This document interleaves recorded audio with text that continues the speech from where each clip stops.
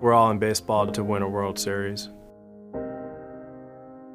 Winning a World Series for these fans who've waited so long and who deserve it so much will be something that all of us will be proud of for the rest of our lives. It'll have impact, not just a subset of fans, but everyone who's ever really cared about the Cubs, their families. I think they're going to go all the way. We're going to go all the way with the World Series, I'm sure of that. I had a great job as the GM of the Padres, a place I thought I'd be for a long time. But you don't turn down the Cubs. You just can't. You know, this is the best sports city in the country, incredible fans, and a chance to do something really special. Sustained success at the major league level begins with a strong foundation, and your foundation is going to be built through scouting and player development. Everything that we do in acquiring players through the draft, signing players internationally, and then once we get them into the organization, making sure that we properly develop them to the fullest of their abilities is what's going to allow us to have options at the major league level.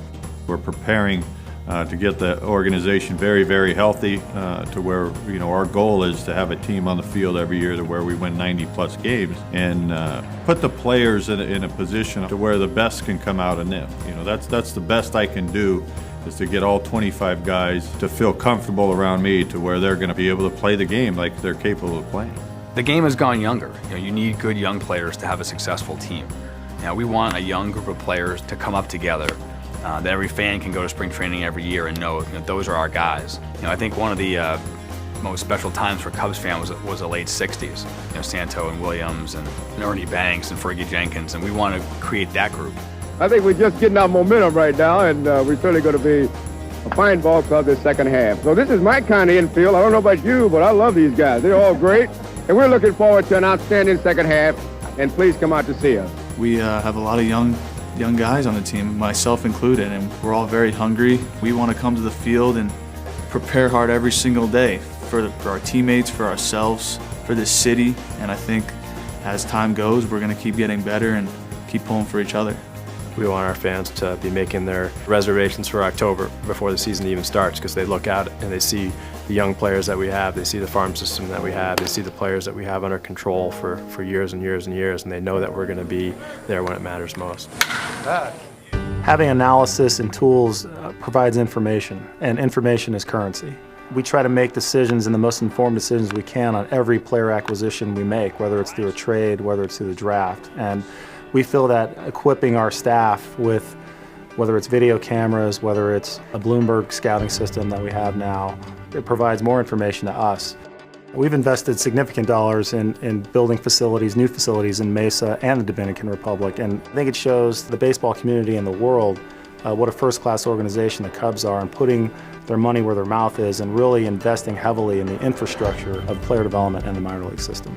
It's really important for players to come into the Cubs and to feel like they're part of something big and part of something special.